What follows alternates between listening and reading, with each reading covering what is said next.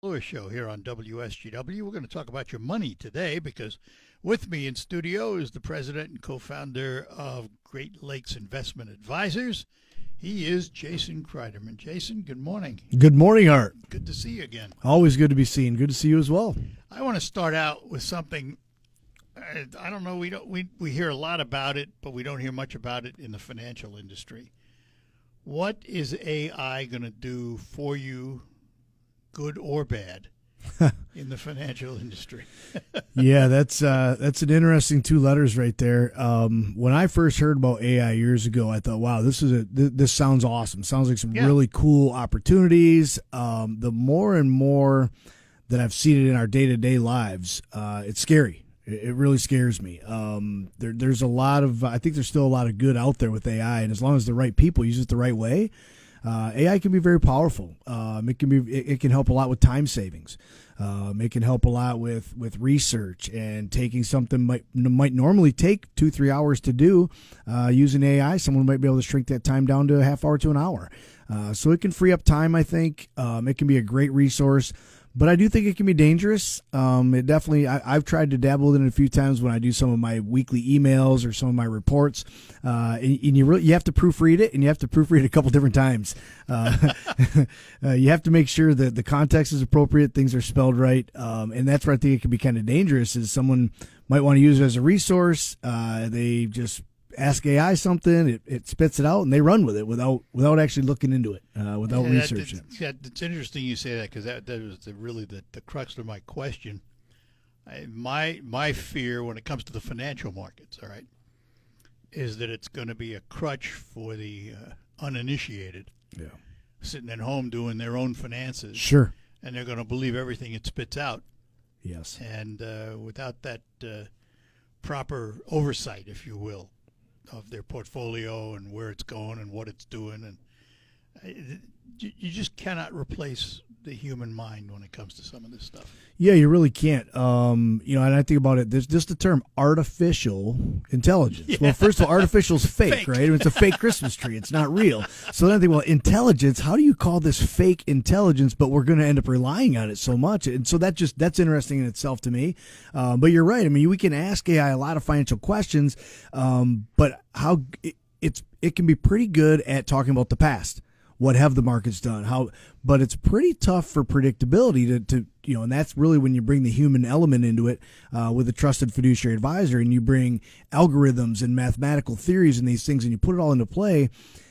You take that human element out and what's really going on in the world today, and each family and investor is so different. And that's really where I think we're going to have a disconnect, because you could have 5 different families or investors totally in 5 different positions, and asking AI the same questions or concerns about their finances, they're going to get the same answer. And unfortunately, all 5 of those families are not in the same financial or even personal position. So it can be scary. The other part of it I worried about, we already have a problem in the markets because they're driven by these computer buyers that buy huge blocks, big investment companies, massive blocks.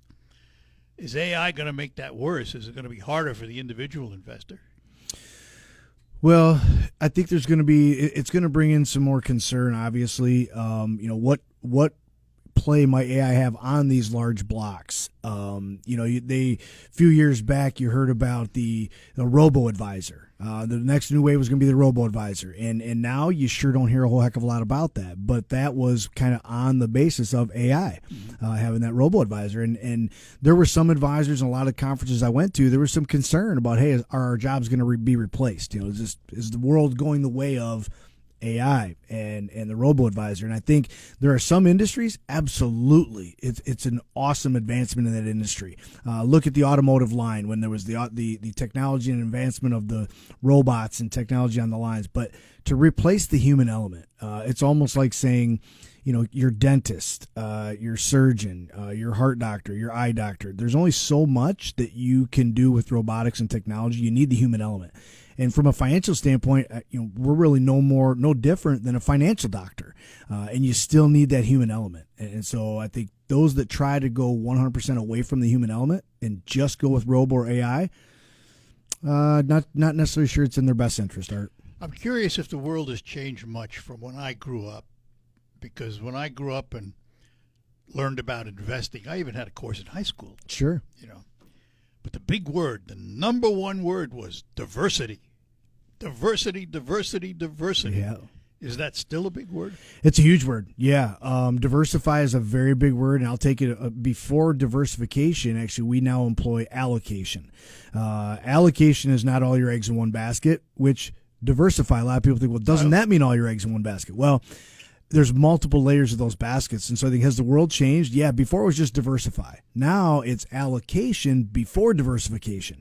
And it's just multiple layers. The more you can layer your allocations, your diversifications, the better prepared you're going to be for market downturns, whether that be at internationals or small cap or large cap or interest rates. When interest rates go up and bonds went down, the more appropriate you can be allocated and the more appropriate you can be diversified. It's just multiple layers again of doing the right thing. So when things go up, you're positioned to take advantage of the upside at the best of your ability, but more prepared when things do go down. And that's where diversification can really save you financially. And if there's one thing we can say for sure, the market will have ups and downs. Well, I learned that way back when I very first started investing. I said there's two things I guarantee you about the market. I was telling this in one of my seminars, Art, and I stopped the class. I had about 30 or 40 people in front of me, and I think I was out at Apple Mountain at the time. And I said, I promise you in the next 30 days, these two things will happen in the market. And everybody got their pens and their paper out, and they're ready to take it down like I was some genius.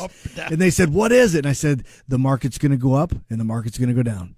And, of course, they laughed, and some of them were mad at me, and I think one tried to throw their pen at me. But the point is, I mean, it's true. Yeah. But what we don't know is how much or when.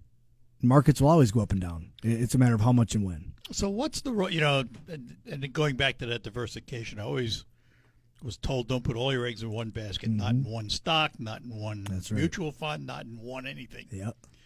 But what about investment types? In other words, do I need to have, for example, an insurance product in my mix? Yeah, great question. And that's where I'll spin back to that allocation. So allocation comes before, like diversification, as you said. Do I want everything in one stock? No, probably not. Or one mutual fund or one bond. You should have multiple stocks, multiple mutuals. Spread that risk, right? Allocation is how much do I have allocated to stocks or international equities, U.S. equities, or the fixed income sector. Once I have my appropriate allocation, then my diversification will fall into play. If, for example, let's say my allocation says I should have 50% in equities and 50% in fixed income, and we'll call that a moderate allocation. Well, what stocks or bonds or mutual funds or CDs or ETFs or REITs or insurance products, as you mentioned, like maybe a fixed annuity, a MYGA, a multi-year guaranteed annuity, or a fixed index annuity, or a income annuity. And, being a fiduciary advisor, I tell everybody that I meet with, the products to me don't matter. It's what is in your best interest. I'm independent, so I'm not captive by any one company making me push certain products. So I'm independent and I'm a fiduciary. So my job, Art, is to find out for you, what are your goals and objectives? What do you need to and want to achieve with this money into and through an awesome retirement? And then my job as your fiduciary advisor is to pick the best vehicles and tools out there to do that. So we're going to stop right now and explain one word, which I don't think people understand: fiduciary. Yeah.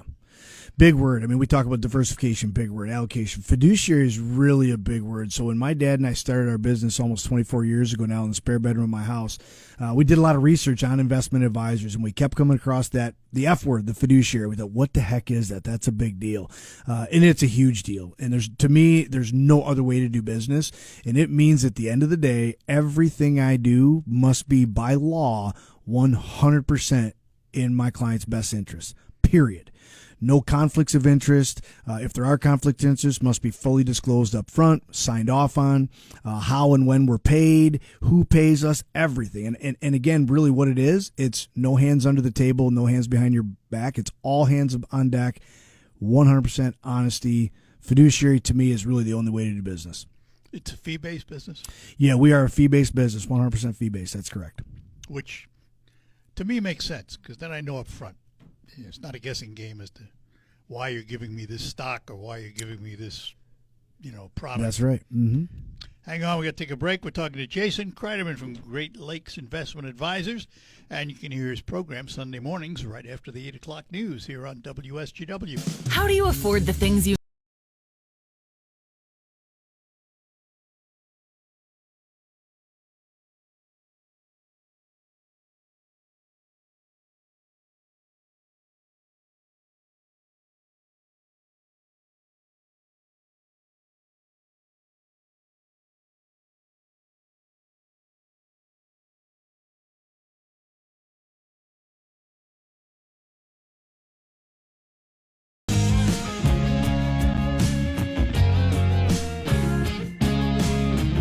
And we're back with you. In studio with me is Jason Kreiderman from Great Lakes Investment Advisors. You hear his show Sunday mornings, right after the 8 o'clock news in the morning. Talking about the finances and all of that. How does the strategy change from the young investor working, moving up in age, and all of a sudden reaches retirement age? How different is the strategy before retirement to after retirement? Oh, that's a great question. And that's really, Art, what I've specialized in for 23, 24 years of my career is that what we call that transition phase. You think about when you're younger, 18, 25, 35, in a lot of those younger years, you're accumulating wealth. You're in your accumulation phase. You hope so.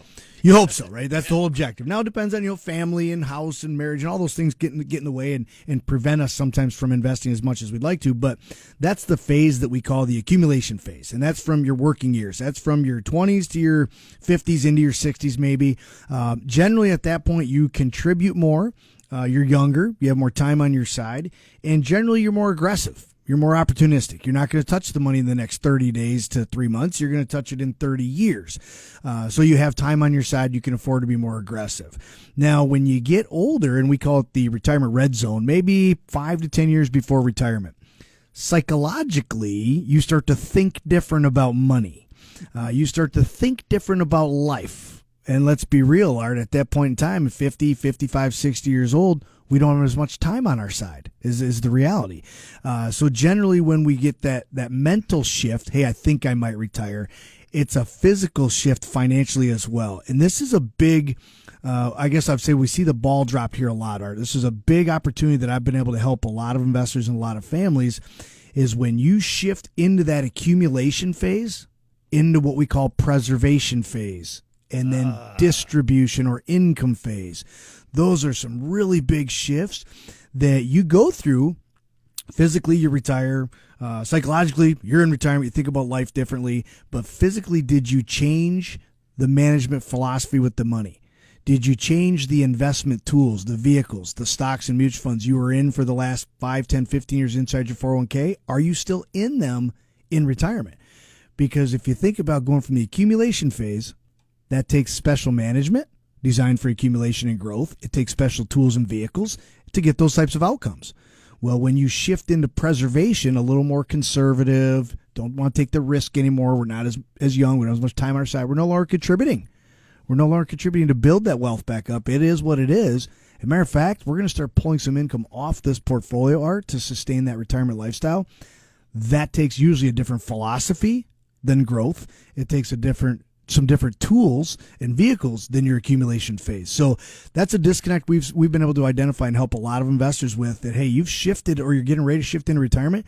You need to shift financially as well. From that, I deduct that what I'm doing, investing as I'm moving up in age toward retirement, doesn't produce income. Produces wealth. Correct. But doesn't produce income. Correct. Most vehicles and most 401ks are stock full of options for growth, because that's what phase you're in. Put the money in, $25, $50, $100 a week, whatever it is, and you want growth. You want to watch that stuff grow when the market goes up. You got 20 or 30 years before you're going to touch it. And you panic when it goes down. And you panic. But again, remember, you're younger, you have more time on your side, and you're still contributing on a weekly or biweekly basis. Your dollar cost averaging at lower values. But yeah, when you get into retirement, there's vehicles that may not be designed for as much growth, also less risk, but now they might have more dividends or more yield.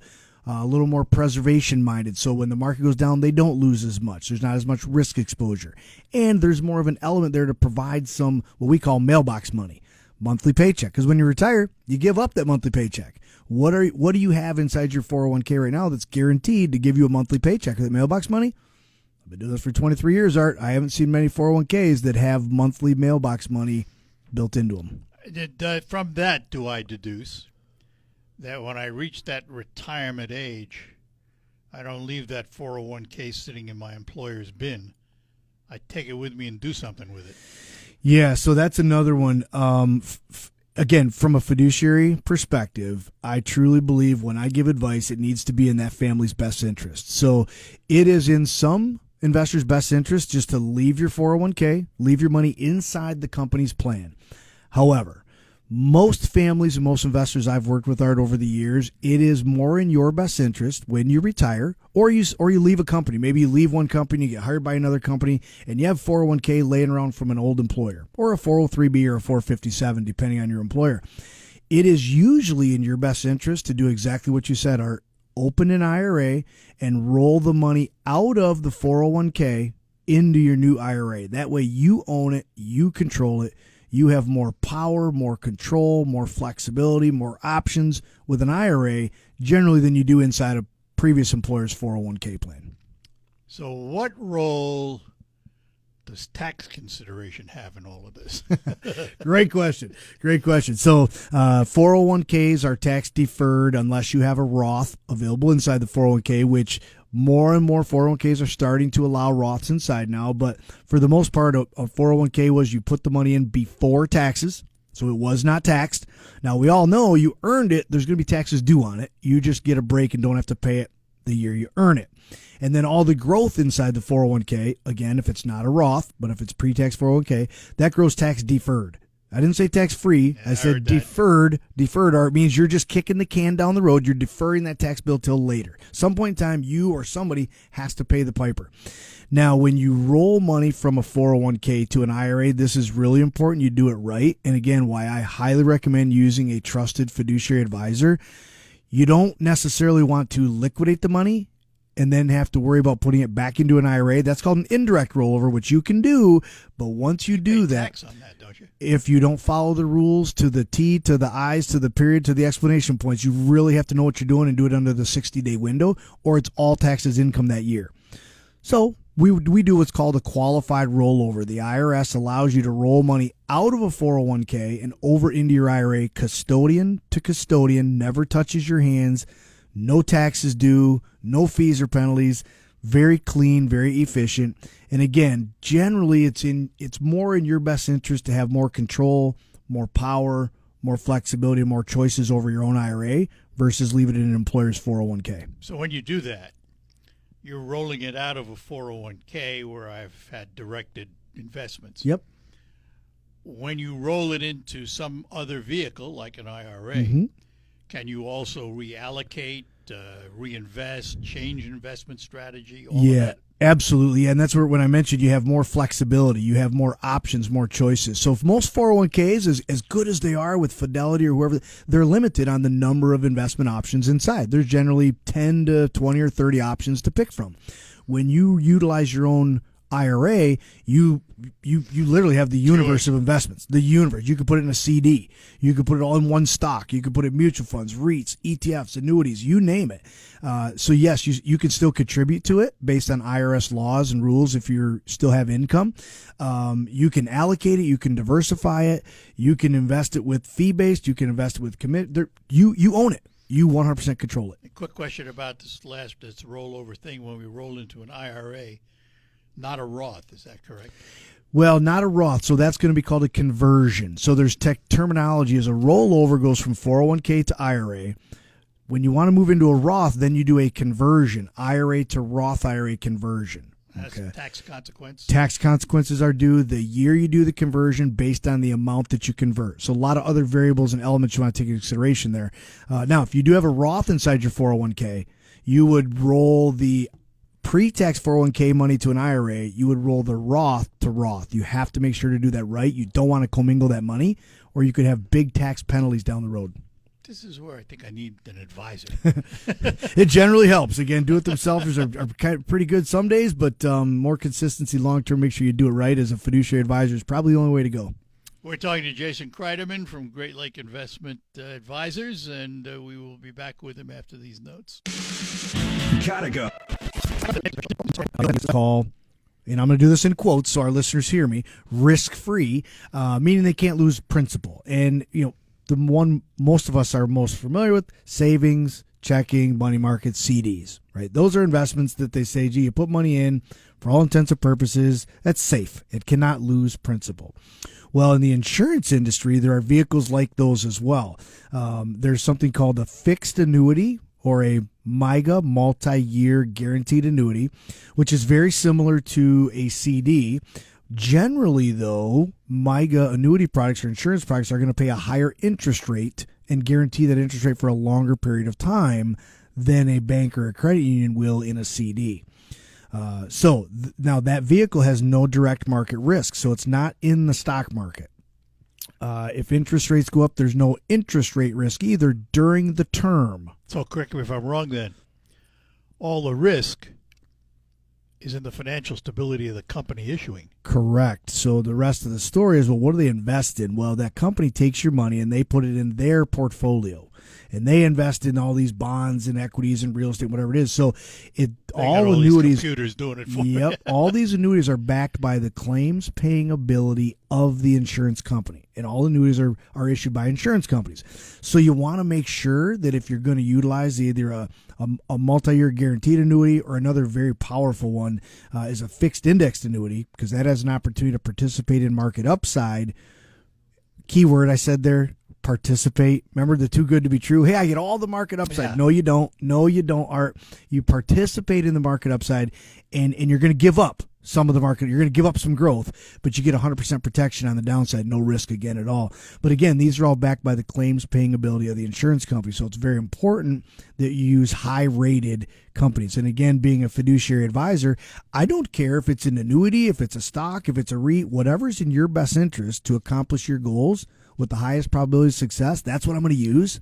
Are these generally, and again, I'm talking way out of my league here, but are these kinds of products generally used in an income portfolio as opposed to a growth portfolio? Yeah, so generally you'll see a multi-year guaranteed annuity, an index annuity. Generally you'll see those used in more of the conservative to moderate side of a portfolio, and they really would fall in what I'll call the fixed income sector, like a CD alternative, a bond alternative. Right. So there, and that's another thing. Some people say, gee, I can buy this index annuity and it's just like a stock. No, it's not. No, it's not. If somebody told you that, they're wrong.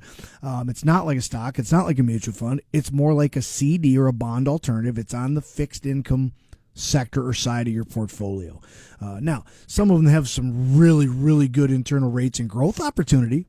That's for sure they do. But they're still not designed to be an equity alternative. They're more of a fixed income alternative. All right, more on that when we return with Jason Kreiderman. For 60 years. Talking about investments and fiduciaries and all that good stuff. One last question on the insurance side of things. Yeah. On these policies where you don't lose your principal, mm-hmm. Let's say you've had one of these for a number of years and you've had growth in it. That growth keeps growing and growing and growing. Can you lose the growth? So inside of a multi-year guaranteed annuity or an index annuity, no. Now inside a variable annuity, you could. Okay. And again, you got to look at the claims paying ability of the company. As long as you abide by the terms of the contract, that's another big deal. A lot of people say, I can never lose my money. Well, if it's a 5-year term and you bail out in year 3, there's what's called a surrender charge. And that surrender charge is a percentage, and then people walk away and they have less money and they say, well, I didn't think I could lose money. Well, technically you didn't lose money in the market, but you lost value because you cashed out early and there was a charge. Just like a CD. Yeah. If you cash out a CD early, there's a charge. So you have to understand the terms of the contract, Art. That's huge. You got to know the fine details because there are ways that you could have less money when you leave, even though there's no risk of losing. Which is why I come to a guy like you. Absolutely. And get that fiduciary advice. So one other question. I thought of another one while I was talking. Somebody has one of those index or MIGA accounts. Yep. And let's say it's a 5-year term. You brought up 5 years. What happens if that person dies in year 3? Does that transfer over to a survivor? How does it work? Yeah, great question. So, and I'm going to go all the way back to what when my grandma and grandpa used to have one of these old, what we call the Flintstone annuities. Okay, and they were, and so annuities kind of got bad names way back in the day because if you died, the company kept your money. The insurance company kept your money. You couldn't name a beneficiary. That's why I asked. A lot of families, my grandparents, a lot of families lost a lot of family wealth, and so people are like, oh, we don't like annuities. Well, evolution over time, as we talked on the break about vehicles that we drive now compared to what they were like in the 70s and 80s. Oh my goodness, evolution and advancements over time, medical advancements, technological advancements, financial tool advancements like annuities. Most annuities today, you get to name a beneficiary. It can be a spouse, it can be a child, a grandchild, a trust, depending on the type of annuity it is, depending on your goals and objectives. We would help you to name that beneficiary. Upon death, most annuities, it's 100% of the accumulation value goes to your beneficiaries, even if you die before the end of the term. So as you mentioned, Art, in a 5-year contract, in year 3, if you choose to take the money out, there's probably a surrender charge. You're going to lose some money. But if you pass away in year 3, they waive the surrender charge. That money is liquid immediately to your beneficiaries. So you get a check just like an insurance benefit. Correct. Yep. No, it's interesting. I never knew that. Yep. Never knew that. Yep. And again, depending on is it an IRA annuity? Is it a Roth annuity? Depends what is it it a is. non-qualified? Because you may not want to take a check. You may want to roll it into an inheritor beneficiary IRA, for example. But for all intents and purposes, most annuity contracts nowadays allow you a beneficiary. So therein lies the difference then, if I hear what you're saying right. Owner of the annuity dies. Yes. Beneficiary gets the check. It's not like an insurance check that carries no tax. Correct. There could be tax on it. Correct. It could be paid out from an insurance company like a life insurance death benefit proceeds, but that's, again, working with the fiduciary advisor, someone who knows what tax status, what type of account is that? Should you get a check, or would that put you in a negative tax position, or should you roll it over into an inherited or beneficiary IRA or Roth? And then there's rules you got to follow with the Secure Act 2.0 that passed some rules that got rid of the multi-generational stretch IRA option of an IRA. You may have to liquidate it within 10 years, or you may be able to stretch it out over the rest of your lifetime. So again, all those rules and caveats and reasons why I think using a fiduciary advisor is probably in your best interest. All right, let me ask this, and I've always been curious about this. I'm going to pick numbers out of the air because this is just a what if. Somebody comes to you and let's say, or to round it out, they have a net worth of $1 million, okay, right? And it's in various investments, their home, all of those things. Yeah. How much cash should they have on hand? Great question. So we call it like an emergency fund, a slush fund. I recommend 3 to 6 months of living expenses. Now, this is also an exercise. Instantly accessible. Instantly accessible. What I call local and liquid. Local and liquid meaning it's right down the street. We can drive to that bank or credit union in 5 minutes. We can ask them for the money. Does it make a lot of money? No. But it's local. It's liquid. 3 to 6 months of living expenses. Protection. Yep. It's protection. It's safe. It's liquid. It's available. We recommend 3 to 6 months. And that seems to be the general consensus. It's pretty well a general rule of thumb, I think. Where some people struggle is they don't know what their expenses are. And it's 3 to 6 months of not how you used to live, but how you're going to live, right? Correct. What the next 3 to 6 months might look like, right? So are you in your highfalutin spending money days? Are you in your conservative? What type of lifestyle are you living? And again, in doing this for 23 years, I've seen people in all different types of lifestyles, spenders and savers and risk takers and not, and everybody's different. Some people need a comfort level more than 6 months. Some people want 1 year. It's all your personal opinion, what you're comfortable with. But we recommend at least 3 to 6 months of living expenses, local and liquid. Okay, you've written a book about this. Tell us about the book. Yeah, so my dad and I actually, it took us a lot long. First of all, I never thought 23 years ago, Art, when I became a financial advisor, that I would be an author of a book that you or me or any of our listeners can go right now to Amazon, type in my name. You could buy my book. And I never ever fathomed I'd be an author. I didn't write this book to get rich, because when you look at the price of the book, I think it's $14.99 or $17.99. Art. And if you go online and buy it, in about 3 to 6 weeks, I'll get a royalty check. And that royalty check will be for about 47 cents. So you know, and how my listeners know, I did not write this book to become rich. The reason I wrote this book, Art, was so that we could share 20-some years of real life experiences, how my dad and I and our teams have met investors just like yourself, like your neighbors, like your family, and how we've helped them roll over their 401k to an IRA, how we've helped them learn the difference between annuities and mutual funds, how we've helped them put themselves in a better financial position